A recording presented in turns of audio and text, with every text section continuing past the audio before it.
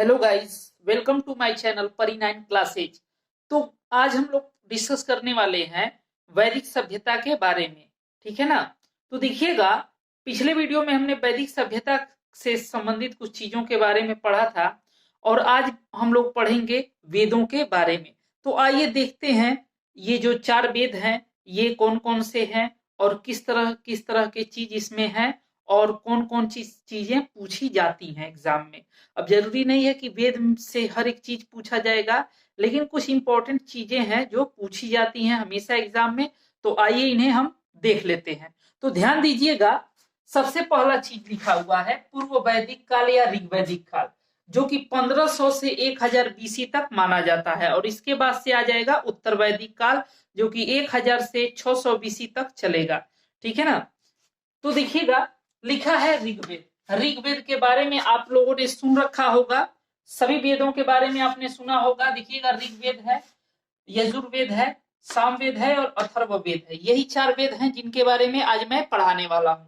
तो ध्यान दीजिएगा, लिखा है ऋग्वेद, यह सबसे प्राचीन वेद है। लिखा हुआ है यह सबसे प्राचीन वेद है, और वाकई में यह सबसे प्राचीन वेद भी है और विश्व की सबसे प्राचीनतम पुस्तक भी है। उसके बाद से लिखा है संकलन करता। इसके जो संकलन करता है उनका नाम है कृष्ण द्वैपायन वेद व्यास। ध्यान दीजिएगा, द्वैपायन वेद व्यास। तो संकलन करता किसको कहते हैं, सबसे पहले इसको समझिएगा। देखिए, यदि मान लीजिए आप, ठीक है ना, कई लोगों के नोट्स को एक जगह इकट्ठा करके रखते हैं, तो आप क्या कहलाएंगे, संकलन कर्ता कहलाएंगे। ठीक है ना, न कि आप उसके रचयिता कहला सकते हैं। तो उसी तरह से क्या लिखा हुआ है, ये क्या है, संकलन करता है कृष्ण द्वैपायन वेद व्यास, लेकिन रचयिता पूछेगा तो आप यही लिखेंगे। ठीक है ना। उसके बाद से लिखा है, देखिएगा इंपॉर्टेंट चीज क्या है इसमें, यह ऋचाओं, ऋचा यानी जिसको क्या कहते हैं, मंत्र कहते हैं। ऋचाओं को क्या कहा जाता है, मंत्र कहा जाता है। यह ऋचाओं का क्रमबद्ध ज्ञान का संग्रह है। ठीक है ना, इसमें क्या है, मंत्रों का क्रमबद्ध ज्ञान है, यानी कि क्रम से दिया बताया गया है इसमें। ठीक है ना, ज्ञान की बातें बताई गई हैं।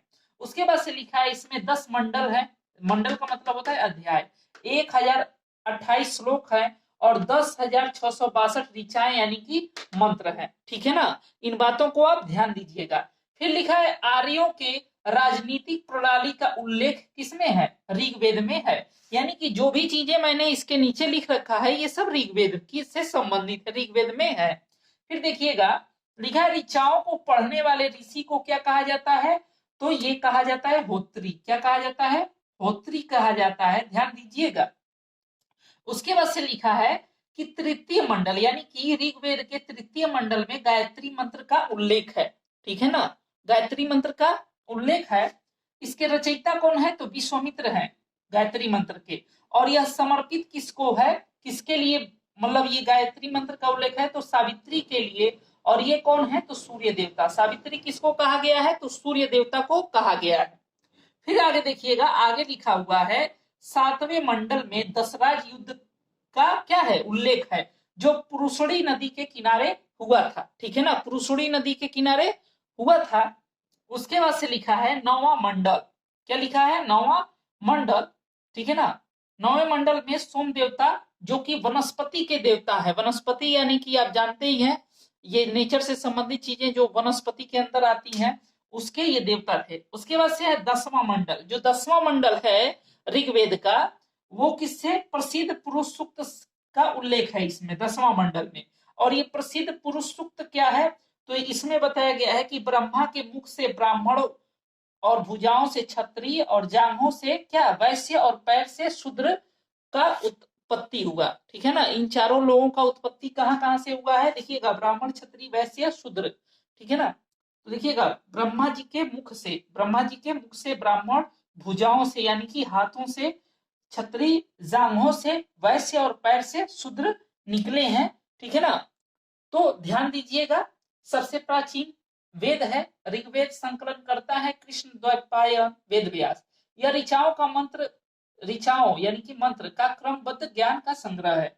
10 मंडल है इसमें, 1028 श्लोक है और 10,462 ऋचाएं हैं। आर्यों के राजनीतिक प्रणाली का उल्लेख ऋग्वेद में है।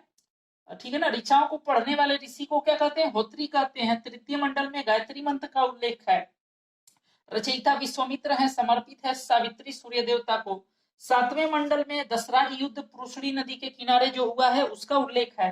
फिर क्या है, नौवां मंडल जिसमें सोम देवता यानी कि वनस्पति के देवता का उल्लेख है। 10वां मंडल प्रसिद्ध पुरुष सूक्त का उल्लेख है, जो पुरुष सूक्त। और ये पुरुष सूक्त क्या है, ब्रह्मा के मुख से ब्राह्मण, भुजाओं से क्षत्रिय, जांघों से वैश्य और पैर से शूद्रों का क्या हुआ, उत्पत्ति हुआ। उसके बाद से लिखा है ऋग्वेद में सर्वाधिक बार वर्णित नदी, यानी कि वर्णित का मतलब वर्णन किया गया हो तो वो है सिंधु नदी।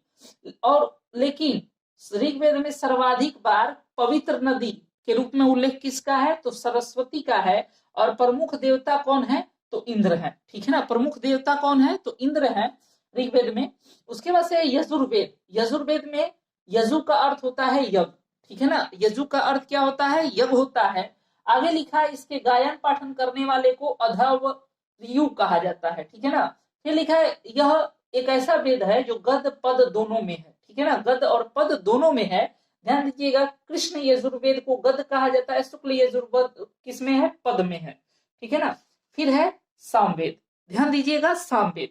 और ये साम का अर्थ होता है गान या गीत। साम का अर्थ क्या होता है, गान या गीत। तो भारतीय संगीत का स्रोत या जनक किसको माना गया है, किसे, इस वेद को, सामवेद को। संगीत के विभिन्न पक्षों का उल्लेख है सामवेद में, सामवेद में संगीत के विभिन्न पक्षों का उल्लेख है।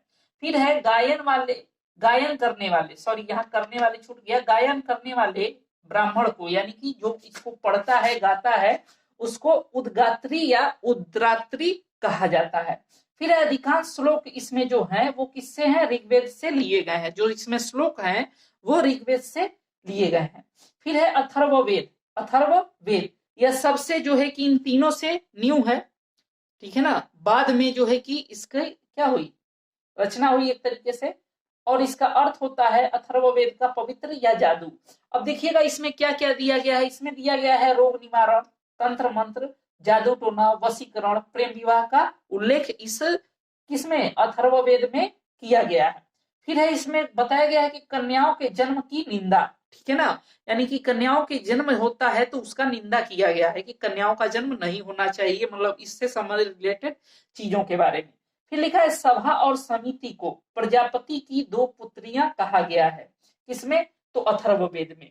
ठीक है ना, तो इतनी चीजें हैं इन वेदों में। और ये जो मैंने लिख रखा है नोट, यानी कि स्त्रियों व शूद्रों को वेद पढ़ने का अधिकार नहीं था। ठीक है ना, नहीं था, लेकिन सुनने का अधिकार था, यानी कि वो सुन सकते थे लेकिन पढ़ नहीं सकते थे। तो ध्यान दीजिएगा, एक बार इसको स्क्रीनशॉट ले लीजिएगा ताकि आप लोग इसको नोट्स बना पाए। ठीक है, तो आई होप ये वीडियो आपको अच्छा लगा होगा। ठीक है ना, फिर नेक्स्ट वीडियो में हम ऋग्वेद से संबंधित, सॉरी वैदिक सभ्यता से, वैदिक काल से संबंधित चीजों के बारे में पढ़ेंगे। तो आज के लिए इतना ही। वीडियो को शेयर करें, चैनल को सब्सक्राइब करें और बेल आइकन को भी प्रेस करें ताकि मेरे वीडियोस का नोटिफिकेशन आप तक पहुंचता रहे। मिलते हैं अगले वीडियो में। वीडियो देखने के लिए धन्यवाद।